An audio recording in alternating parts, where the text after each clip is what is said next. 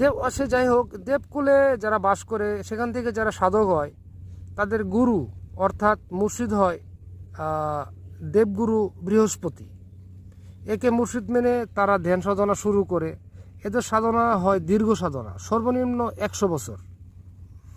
যে যত গভীর হতে গভীর সাধনা করতে পারবে সে তত বড় দেব অথবা দেবীর পদ পাবে।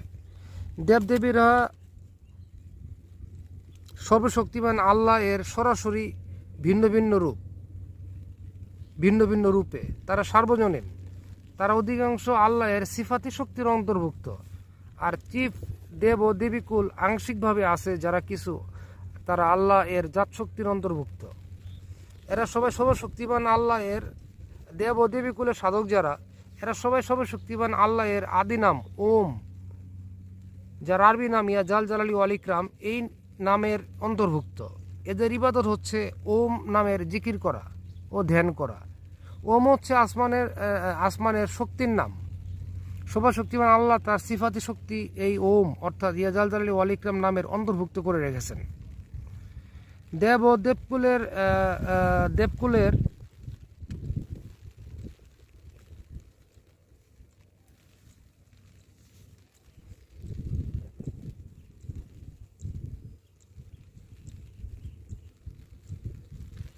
দেব ও দেবীকুল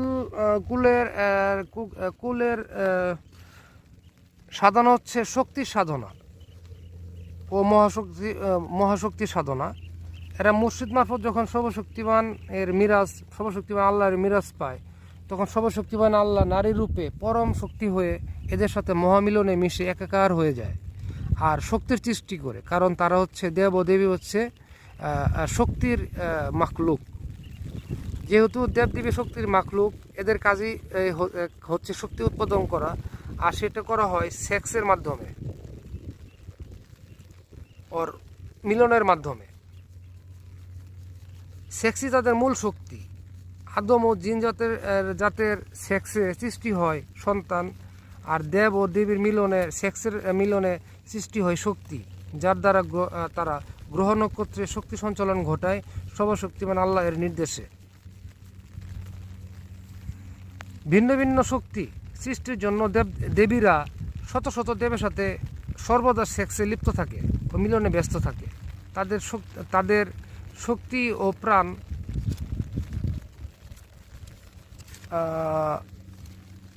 এখানে কিছু কথা বলা দরকার ছিল আমার। মিলনে ব্যস্ত থাকে যেহেতু দেবীকুলকে সর্বশক্তিমান আল্লাহ বানিয়েছেন শক্তির রূপে, আবার মা জাতির রূপে, কিন্তু শক্তি সৃষ্টির উদ্দেশ্যে দেবীকুল যখন শত শত দেবকুলের সাথে সর্বদা সেক্সে মিলিত হয়ে থাকে, তখন তাদের যে রূপটা প্রকাশ পায় সেটা হচ্ছে মহাবেশ্যার রূপ প্রকাশ পায়। দেবকুলের মাখলুক ও আদমকুলের মাখলুকের উচ্চ রুহুরা যখন গ্যালাক্সিক সাধনায় সফলতা পায়, তখন সর্বশক্তিমান আল্লাহ তাদের কর্ম অনুসারে তাদের ভিন্ন ভিন্ন পদ ও পদবি প্রদান করেন। তাদের ভিতর কেউ হয় দেব, কেউ হয় দেবী, কেউ হয় মহাপরমাত্মা, কেউ হয় ব্রহ্মাদেব, আবার কেউ হয় পরম ব্রহ্ম। দেব ও দেবীকুল ও তাদের কর্ম এ ব্যাপার নিয়ে আমি যেটা আলোচনা করি, আলোচনা শেষ হবে না। আমি হালকা একটা বেসিক ধারণা দিচ্ছি। দেব ও দেবী হচ্ছে শক্তি ও মহাশক্তির মাখলুক। এর প্রধান হচ্ছেন ত্রিদেব হচ্ছেন শিব, যিনি সর্বশক্তিমান আল্লাহের ধ্বংসকর্তার রূপ। বিষ্ণুদেব, যিনি হচ্ছেন পালনকর্তা, তিনি সর্বশক্তিমান আল্লাহের সরাসরি পালনকর্তার রূপ। এরপর এরা এই শিব ও বিষ্ণু এরা দুজন হচ্ছেন অমর। হ্যাঁ, এ দুজনের মৃত্যু নেই। আচ্ছা আচ্ছা। এরপর যিনি সর্বশক্তিমান আল্লাহের সৃষ্টিকর্তার রূপ, তার নাম হচ্ছে ব্রহ্মাদেব এর মৃত্যু আছে, তিনি অমর না, তিনি সর্বশক্তিমান আল্লাহের সৃষ্টিকর্তার রূপ। এদের আবার এই সমস্ত এই ত্রিদেবের আবার মহারূপ রয়েছে। যেমন শিবের যেমন শিবের উৎস রূপ হচ্ছে মহাশিব, আবার মহাশিবের উৎস রূপ হচ্ছে মহাপরম শিব, আবার মহাপরম শিবের উৎস রূপ হচ্ছে সদাশিব। ঠিক একইভাবে বিষ্ণুদেব সাধারণ রূপে, এরপর রয়েছে তার মহারূপ হচ্ছে মহাবিষ্ণুদেব, এরপর হচ্ছে মহাপরম বিষ্ণুদেব, এরপর হচ্ছে সদাশিব। ঠিক একইভাবে ব্রহ্মদেবেরও মহারূপ আছে, তার সাধারণ রূপ হচ্ছে ব্রহ্মদেব, এরপর হচ্ছে মহাব্রহ্মদেব, এরপর হচ্ছে মহাপরম ব্রহ্মদেব। কিন্তু ব্রহ্মদেব অমর নয়, তার মৃত্যু হয় একটা নির্দিষ্ট কাল ও সময় ভেদে। দেবকুলের সাধারণ রূপ ও তার মহারূপ ও মহাপরম রূপের কাজ কি, এ ব্যাপারে আমি একটু আলোচনা করতে চাই। সেটা হচ্ছে যেহেতু দেবকুল শক্তির মাখলুক, এদের কাজ হচ্ছে গ্রহে, নক্ষত্রে, গ্যালাক্সিতে যখন কোনো অশুভ শক্তির আবির্ভাব হয় তখন সেই অশুভ শক্তিকে ধ্বংস করাই হচ্ছে দেব ও দেবীকুলের কাজ। তারা সর্বশক্তিমান আল্লাহ হতে এই দায়িত্বপ্রাপ্ত। যেমন গ্রহ ও নক্ষত্রে শক্তির দায়িত্বে থাকেন সাধারণ শিব, বিষ্ণু ও ব্রহ্মা। গ্রহ নক্ষত্র সৃষ্টি করা, এদের পালন করা, এরপরে এদের ধ্বংস করার দায়িত্বে থাকেন এরা তিনজন, অর্থাৎ ত্রিদেব সাধারণ রূপে। আর এরা শক্তি পান ধ্যানের মাধ্যমে তাদের মহারূপ হতে। যেমন মহাদেব শিব যিনি ধ্বংসকর্তা, তিনি শক্তি পান মহাশিব হতে। আবার মহাশিব শক্তি পান ধ্যানের মাধ্যমে মহাপরম শিব হতে। আবার মহাপরম শিব শক্তি পান সদাশিব হতে। ঠিক তেমনি পালন করতে বিষ্ণুদেব শক্তি পান ধ্যানের মাধ্যমে মহাবিষ্ণু হতে। আবার মহাবিষ্ণু শক্তি পান মহাপরম বিষ্ণু হতে। আবার মহাপরম বিষ্ণু শক্তি পান ধ্যানের মাধ্যমে সদাশিব হতে। ঠিক একইভাবে সৃষ্টিকর্তা ব্রহ্মদেবের জন্ম হয় পালনকর্তা বিষ্ণুদেবের নাভিকুল হতে। তিনি শক্তি পান ধ্যানের মাধ্যমে মহাব্রহ্মা হতে। আবার মহাব্রহ্মা শক্তি পান মহাপরম ব্রহ্মা হতে। আবার মহাপরম ব্রহ্মা শক্তি পান সদাশিব হতে। আবার সদাশিব শক্তি পান সরাসরি সর্বশক্তিমান আল্লাহর আদি নাম ওম হতে। অর্থাৎ যারা ত্রিদেব, অর্থাৎ মহাদেব বিষ্ণু যারা ত্রিদেব অর্থাৎ মহাদেব শিব, বিষ্ণু, ব্রহ্মা, এদের কাজ শুধুমাত্র গ্রহে নক্ষত্রে শক্তি সঞ্চালন করা, গ্রহ নক্ষত্র সৃষ্টি করা, এদের পালন করা, ধ্বংস করা ও গ্রহ নক্ষত্র যখনই কোনো অশুভ শক্তি আবির্ভাব ঘটবে তখন তা ধ্বংস করা। আমি খুব শর্টকাট করতেছি, কারণ গভীরভাবে শুরু করলে এই আলোচনা শেষ হবে না। না আছে এর কোনো শুরু, না আছে এই আলোচনার কোনো অন্ত। যারা মহাশিব, মহাপরম শিব, মহাবিষ্ণু, মহাপরম বিষ্ণু, মহাব্রহ্মা ও মহাপরম ব্রহ্মা, এদের কাজ গ্রহ নক্ষত্রে না, এদের কাজ থাকে হচ্ছে গ্যালাক্সিতে। দায়িত্ব ঠিক একই দায়িত্বে। অর্থাৎ এরা গ্যালাক্সিকে শক্তি প্রদান করে। গ্যালাক্সিতে ভিতরে কোনো অশুভ শক্তির আবির্ভাব ঘটলে তাদের এই মহারূপগুলো সেই গ্যালাক্সির অশুভ শক্তিকে ধ্বংস করে দেয়। এরপর আরও আছে তার নাম হচ্ছে পরম ব্রহ্ম। এই পোস্টটা মানব দেহ থেকে, মানব আদমজাত থেকে হয়, তবে এই পোস্টটা আদমজাতের মৃত্যুর পর প্রাপ্তি হয়, মৃত্যুর আগের প্রাপ্তি হয় না সাধনা মারফত। সে যাই হোক, পরম ব্রহ্ম এই পোস্টটা, যিনি পরম শক্তির ধারক ও বাহক। এরপর আছেন মহাপরমাত্মা, আছেন পরমাত্মা। পরমাত্মা হচ্ছেন সর্ব ঊর্ধ্বে, তার থেকে সকল পরম শক্তি, পরম মহাপরমাত্মা, পরম ব্রহ্ম এরা সবাই পেয়ে থাকে। দেব ও দেবীকুলের কাজ কি, যা আমি একটু আগে আলোচনা করলাম, এদের কাজ আংশিক। আসলে দেবকুলে নারীদের ভেতর সাধনা করে সফল হতে পেরেছেন যারা, তারাই দেবী হয় ভিন্ন ভিন্ন নামে ও গুণে।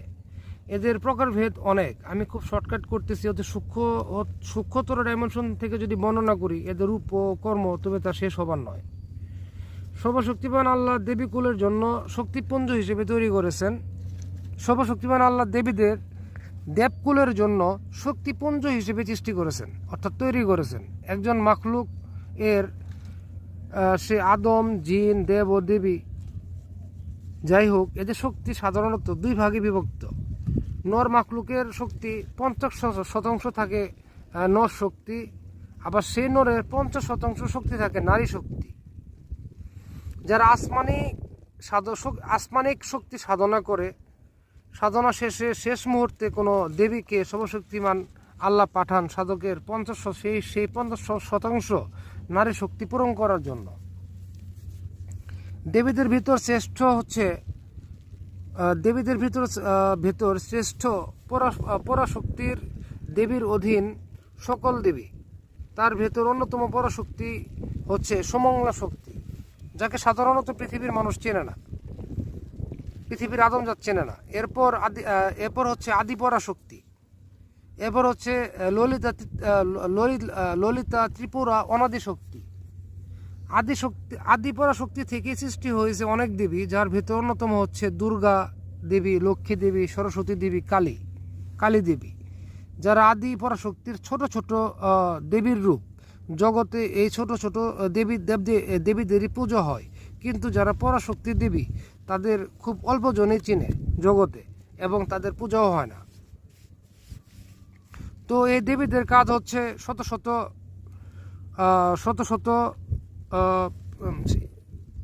তো এই দেবীদের কাজ হচ্ছে শত শত শক্তির উদ্দেশ্যে শত শত দেবীর সাথে সর্বদা সেক্সে লিপ্ত থাকা।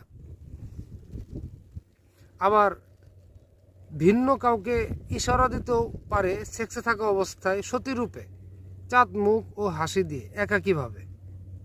কথা আছে না, বেশ্যা হয়ে সতীর ভাব। এই হচ্ছে দেবীদের স্বভাব ও চরিত্র। আসলে দেবীর হচ্ছে মহাবেশ্যা কর্মরূপে। ঠিক। মহাদেব শিবের অর্ধনারীশ্বর রূপ থেকেই এই সিস্টেম চালু হয়েছে। যেমন মহাদেবের 50% নারীর রূপ শক্তি মহাদেবের 50% নারী শক্তি মেটাচ্ছেন আদি পরাশক্তি নিজে। এরপর তার রূপ দুর্গা শক্তি, কালী শক্তি, এরা সবাই শক্তির দেবী। এরাই মহাদেবের 50% নারী শক্তির চাহিদা মেটাচ্ছেন। বিষ্ণুদেবের 50% নারী শক্তির চাহিদা মেটাচ্ছেন দেবী লক্ষ্মী, যিনি ধন সম্পদের দেবী। ব্রহ্মদেবের 50% নারী শক্তি চাহিদা মেটাচ্ছেন দেবী সরস্বতী, যিনি জ্ঞান ও সঙ্গীতের দেবী। এদেরকে একত্রে ত্রিদেবী বলা হয়। একটা সিগারেট দে তো, একটু ওয়েট, মেসটা দে। পানির ট্যাঙ্ক কিনতে না নাকি? সন্দেহ নাম সন্ধ্যা তো হয়ে গেল। রাত হলো নাম।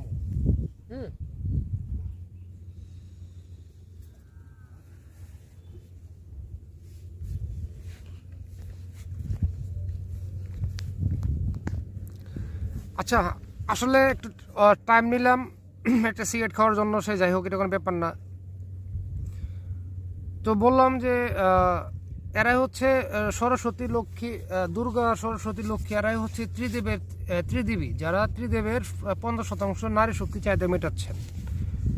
ধ্যান ও সাধনা শেষে সিদ্ধি কিভাবে হয়, আল বাতেনের ইনফিনাইট ইউনিভার্সের গুপ্ত নিয়ম কি ও গুপ্ত মুখোশ কি, যার ভালো খারাপ রূপ দুটোই আছে, আমি হালকা একটি বেসিক ধারণা দিচ্ছি।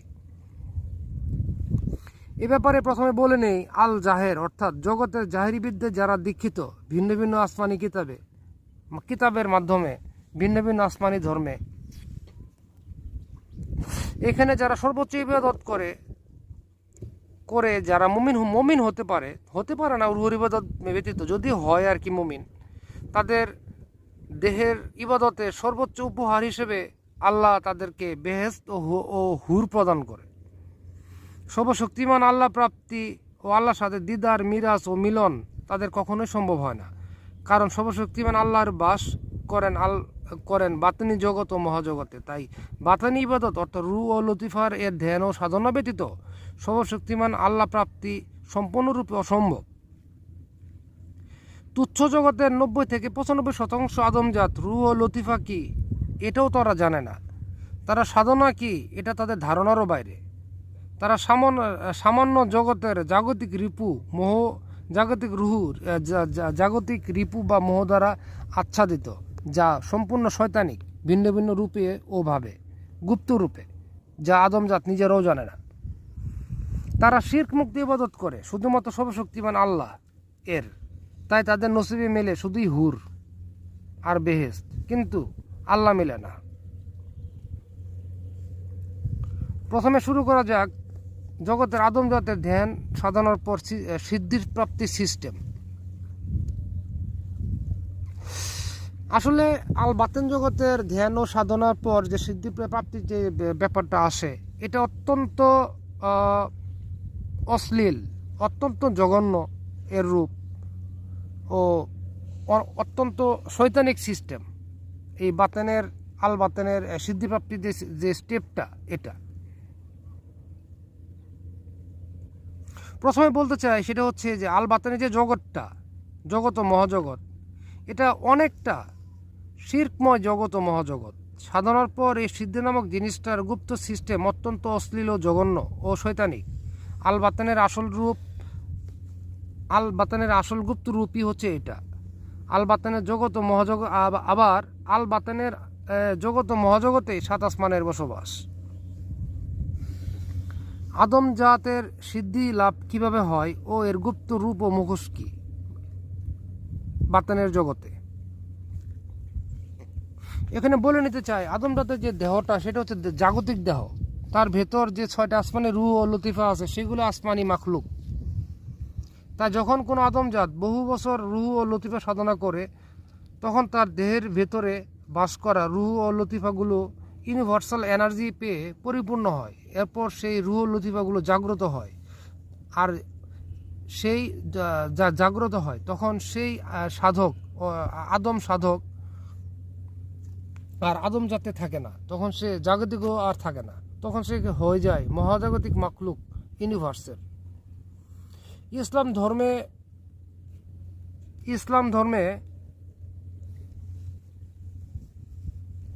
ইসলাম ধর্মে করে আদমজাত রুহু ও লতিফার সাধনা, আর সনাতন ধর্মে আদমজাত করে কুণ্ডলিনী চক্রের সাধনা। সনাতন ধর্মে কুণ্ডলিনী চক্র মূল 7টি। এদের আর যাদের নাম আমি নিম্নে দিচ্ছি। এই কুণ্ডলিনী চক্র হচ্ছে আদি রুহু বা লতিফা, যা ভিন্ন ভিন্ন রং এবং ভিন্ন ভিন্ন নকশায় অঙ্কিত স্পিরিচুয়াল পদ্ম ফুলের চক্র। এগুলো হচ্ছে শক্তির চক্র, যা 7 চক্রই সর্বশক্তিমান আল্লাহ এর আদি নাম ওম এর অন্তর্ভুক্ত। তাই এই চক্রগুলো সম্পর্কে দেব ও দেবীর সাথে সম্পর্ক দেব ও দেবীর সাথে, এবং সর্বশেষ পর্যায়ে সর্বশক্তিমান আল্লাহর সাথে সম্পর্ক হয়, দিদার ও মিরাজ হয় এবং মিলনও হয়। তো কুণ্ডলিনী চক্র সম্পর্কে আমি হালকা একটু বেসিক ধারণা দিচ্ছি, বেশি ডিপ এবং গভীর ডাইমেনশন থেকে আমি আলোচনা করব না, যদি করি তা শেষ হবে না। প্রথম যে কুণ্ডলিনী চক্রটা আছে সেটার নাম হচ্ছে মূলাধার চক্র। এর অবস্থান হচ্ছে মেরুদণ্ডের একদম নিচে, এর রংটা হচ্ছে লাল। এই চক্রের মন্ত্রের নাম হচ্ছে লাম। মুর্শিদ মারফত এই মন্ত্র জপে ধ্যান করলে এই মূলাধার চক্র জাগ্রত হয়। খুবই শর্টকাট করতেছি, জাস্ট বেসিক ধারণা দিচ্ছি আমি। 2 নম্বর যে কুণ্ডলিনী চক্র আছে তার নাম হচ্ছে স্বাধিষ্ঠান চক্র। এর রং হচ্ছে কমলা বর্ণের। এর মন্ত্রের নাম হচ্ছে ভাম। এই চক্র নাভিতে অবস্থিত। মুর্শিদ মুর্শিদ নামে জিকির করলে এই চক্র জাগ্রত হয়। এরপর যে চক্র রয়েছে তার নাম হচ্ছে মণিপুর চক্র। এই মণিপুর চক্রের রং হচ্ছে হলুদ বর্ণের। এর মন্ত্রের নাম হচ্ছে রাম। এই চক্র নাভি হতে একটু উপর অবস্থিত। এখানে বলা বাহুল্য যে প্রতিটা চক্রের সাথে রয়েছে দেবদেবীর সম্পর্ক এবং শক্তির সম্পর্ক আসমানের, এবং এদের ভিতরে রয়েছে অনেক সূক্ষ্ম ডাইমেনশনের জগৎ ও মহাজগৎ, যা আমি আলোচনা করব না, যদি আমি আলোচনা করি তা শেষ হবে না। 4 নম্বর চক্রটা হচ্ছে হৃদয়ে অবস্থিত। তার নাম হচ্ছে অনাহাত চক্র বা হৃদয় চক্র। এই চক্রের রং হচ্ছে সবুজ, আর এই চক্রের মন্ত্রের নাম হচ্ছে ইয়াম। এই চক্রের অবস্থান বুকে। 5 নম্বর যে চক্রটা রয়েছে কুণ্ডলিনী চক্র, সেই চক্রের নাম হচ্ছে বিশুদ্ধ চক্র। এই চক্রের এর রং হচ্ছে নীল।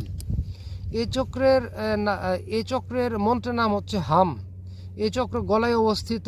এই চক্র সাধনা দ্বারা জাগ্রত হলে এবং এর উপর সিদ্ধিপ্রাপ্ত হলে সাধক যাহা বলিবে তাহাই হয়ে যাবে ইউনিভার্সের নিয়ম অনুসারে, যা আর সর্বশক্তিমান আল্লাহ কর্তৃক সৃষ্ট। 6 নম্বর যে চক্রটা রয়েছে তার নাম হচ্ছে আজ্ঞা চক্র। এটা 2 ভ্রুর মাঝখানে অবস্থিত কপালে। এর রং হচ্ছে ভায়োলেট কালারের। তবে সাধনা ভেদে প্রথমে থাকে এর রং অনেকটা নীল রঙের, তবে সাধনার ভেদে করলে অতি উচ্চমানের সাধক যারা হয় এদের রং হয়ে যায় তখন, এটার রং হয়ে যায় তখন ভায়োলেট কালার। এবং এই চক্রের মন্ত্রের নাম হচ্ছে ওম। সাধক এই চক্রের উপর যখন সিদ্ধি পায় তখন তার দিব্য দৃষ্টি খুলে যায়। তখন আকাশের সকল সূক্ষ্ম হতে অতি সূক্ষ্মতর ডাইমেনশনের মহাজাগতিক দৃশ্য সে দেখতে পায়। যদি কেউ এই চক্র দিয়ে দেবদেবী সাধনা করে তাহলে এই চক্রের সিদ্ধি লাভের পর সেই দেবদেবী দর্শন হয়। যদি কেউ এই চক্র দিয়ে সর্বশক্তিমান আল্লাহ এর সাধনা করে এবং এই চক্রের সিদ্ধি লাভের পর সে সর্বশক্তিমান আল্লাহ এর দিদার ও মিরাজ পায়। উপরে বর্ণিত এই 5 চক্র হচ্ছে এই আজ্ঞা চক্রের অধীনে। 7 নম্বর যে চক্রটা রয়েছে তার নাম হচ্ছে সহস্রার চক্র। আর এটি হচ্ছে সর্বোচ্চ চক্র ও শেষ চক্র এবং সকল চক্রের নিম্নে বর্ণিত সকল চক্রের উচ্চ চক্র হচ্ছে এই সহস্রার চক্র।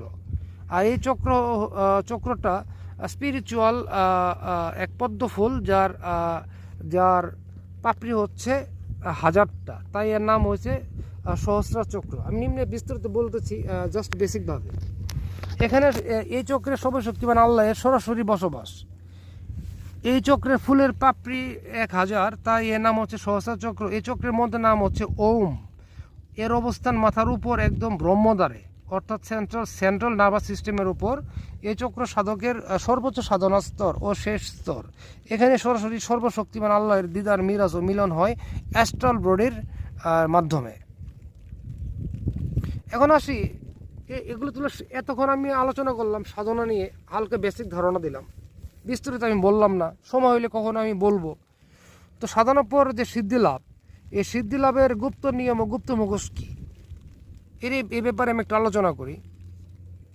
আসলে এই ব্যাপারটা হচ্ছে সিদ্ধি লাভের যে লাভের যে নিয়মটা সিস্টেমটা, এটা অত্যন্ত অশ্লীল, অত্যন্ত জঘন্য ও অত্যন্ত শয়তানিক নিয়ম, যা পুরোটাই মহাশিরকযুক্ত ইবাদত। উপরে বর্ণিত সকল সাধনায় শিরকযুক্ত ইবাদত। আর আল বাতানের জগৎটা শিরকযুক্ত ইবাদতের জগৎ ও মহাজগৎ। এখানে মুর্শিদই সব। ইসলাম ধর্মে মুর্শিদকে আল্লাহ মানা হয়, আর সনাতন ধর্মে মুর্শিদ যে দেব ও দেবী হতে সিদ্ধিপ্রাপ্ত হয় তাকে সেই দেব হিসেবে দেখা হয় ও মানা হয়, এবং তাকে সনাতন ধর্মে সদ্গুরু ডাকা হয়। যখন কোনো আদমজাত ধ্যান সাধনা করতে চায় মুর্শিদ মারফত, তখন সেই তার মুর্শিদের হাত ধরে বায়াত হয়ে মুরিদ হয়। এরপর মুর্শিদ নামে জিকির করে রুহ লতিফা অথবা কুণ্ডলিনী চক্রে সাধনা করে। মুর্শিদ যে কেউ হতে পারে, সে আদমও হতে পারে, দেবও হতে পারে, গার্ডিয়ান অ্যাঞ্জেল হতে পারে। মুর্শিদ ব্যতীত সর্বশক্তিমান আল্লাহ প্রাপ্তি ও দেবদেবী প্রাপ্তি পুরোপুরি অসম্ভব, কারণ এটা ইউনিভার্সের নিয়ম, যা সর্বশক্তিমান আল্লাহ কর্তৃক সৃষ্ট, যা সম্পূর্ণ শিরকময় জগৎ ও মহাজগৎ। মুর্শিদকেই আল্লাহ, মুর্শিদকে রাসূল, আবার সদ্গুরুকেই দেব মানতে হবে, তাকে সিজদা দিতে হবে, তার নামে জিকিরের ইবাদত করতে হবে, ধ্যানে নিজেকে ভুলে শূন্য হতে হবে প্রথমে।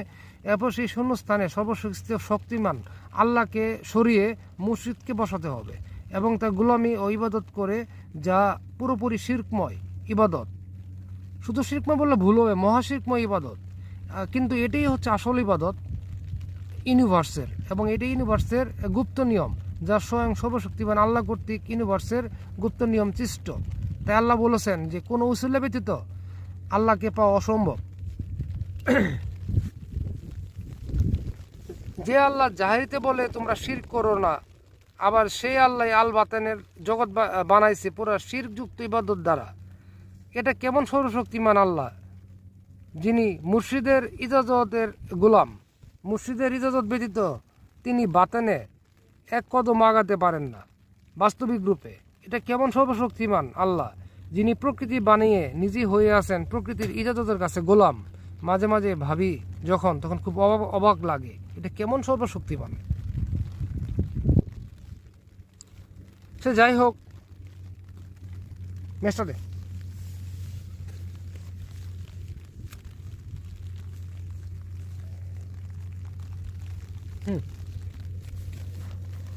সে যাই হোক, এরপর যখন কোনো সাধক সর্বশক্তিমান আল্লাহ ও দেবদেবী প্রাপ্তির উদ্দেশ্যে মুর্শিদ মারফত নামের ইবাদত করে ও মুর্শিদ নামের ইবাদত করে যখন সাধনার যখন শেষ প্রান্তে চলে যায়, তখন সিদ্ধিপ্রাপ্তির মুহূর্তে এই মুর্শিদের দরকার হয়। তখন হয় আল বাতেন জগতের আসল গুপ্ত অশ্লীল রূপ প্রকাশ। তখন চলে গে সেক্স মুর্শিদ ও মুরিদের সাথে। এরপর মুরিদে গে সেক্স করে মুর্শিদের সাথে। এরপর সেক্সে মুরিদ ও মুর্শিদ মিশে হয়ে যায় একাকার মুর্শিদ কেবলার সাথে, হয়ে যায় বাকাবিল্লা ও ফানাবিল্লা হয়ে যায়। কারণ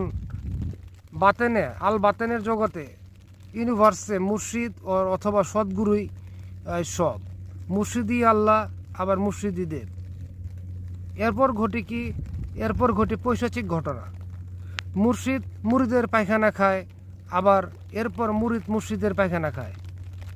মুর্শিদের বীর্য মুরিদ খায়, মুরিদের বীর্য মুর্শিদ খায়। এগুলো ঘটে শুধুমাত্র সাধনার সিদ্ধিপ্রাপ্তির স্টেপে। এরপর কি হয়, সাধক যারা উচ্চমানের, তাদের যে উচ্চ রুহগুলো আছে সেই আলমে জাবরুতে, সেখান থেকে যখন কোনো সাধক সিদ্ধিপ্রাপ্তির হয় এই মুর্শিদের পরে, তখন সাধক তার বাপের যে সোল আছে তার সাথে সেক্স করে, তার মায়ের যে সোল আছে তার সাথে সেক্স করে, তার যে বোনের সোল আছে তার সাথে সেক্স করে। কি জঘন্য আল বাতেন! ছি, আগে যদি জানতাম আমি কখনো ধ্যান জগতে আসতাম না। এসে ভুল করছি, কতবার যে আত্মহত্যা করতে গেছি নিজেও জানেন। এইসব রূপ দেখে সহ্য হয় না।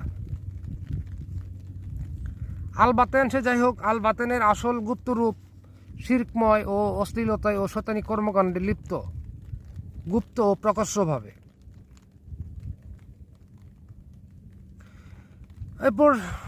এরপর প্রথম ইসলাম দিয়ে শুরু করি। ইসলাম ধর্মের যে হয় সিদ্ধি হয়। ইসলাম ধর্মে মুরিদের যে কোনো সিদ্ধি, ইসলাম ধর্মে মুরিদ অর্থাৎ সাধক, কোনো মুর্শিদের সাধকের যখন সিদ্ধিপ্রাপ্তির মুহূর্ত হয়, এই সমস্ত সেক্স মেক্সের পরে, তখন মুরিদের অথবা সেই সাধকের একটি রুহু অথবা লতিফা, সেটা জাগতিক লতিফা নফস হতে পারে, অথবা আসমানিক রুহু বা লতিফাও হতে পারে। সেটা সেই সাধকের দেহ থেকে বের করে অ্যাস্ট্রাল প্রজেকশন ও অ্যাস্ট্রাল ট্রাভেল করে প্রথমে তারা যায় মাকামে মাহমুদে। মাকামে মাহমুদ হচ্ছে সেটা মোহাম্মদ রাসূলুল্লাহর এর রুহের জগৎ, যেখানে তিনি বাস করেন, যা আলমে আহদিয়াতে আল্লাহ এর কুরসির নিচে অবস্থিত। আর সর্বশক্তিমান আল্লাহ এর আরশের নিচে জায়গাটুকু প্রথম ও শেষ পর্যন্ত চন্দ্রাকৃতির। আল্লাহ নিজেও চন্দ্রাকৃতির ঠোঁটের আকৃতিতে চলাফেরা করে অ্যাস্ট্রালভাবে তার প্রিয় সাধকের কাছে, এবং সেটা রং হচ্ছে শুভ্র সাদা। এরপর মুর্শিদ মোহাম্মদ সাল্লাহ সাল্লামের রুহের জগৎ মোহাম্মদ সাল্লাহ সাল্লামের রুহের জগৎ বা আলম মাকামে মাহমুদ, যে মুরিদের অথবা সাধকের অ্যাস্ট্রাল বডি নিয়ে মোহাম্মদ সাল্লামের সাথে মিলিত হয়, তখন মুর্শিদের অনুরোধে মোহাম্মদ সাল্লাহ সাল্লাম আল্লাহকে আরশিল আজিম এ ডাক দেয়, এ বলে যে আল্লাহ আপনার সাথে একজন বন্ধুত্ব করতে এসেছেন, তখন আল্লাহ যদি রাজি থাকেন তো ভালো, আরশের হতে নেমে মাকামে মাহমুদের দিকে দৃষ্টি দিবেন। আর যদি রাজি না হয় তাহলে মোহাম্মদ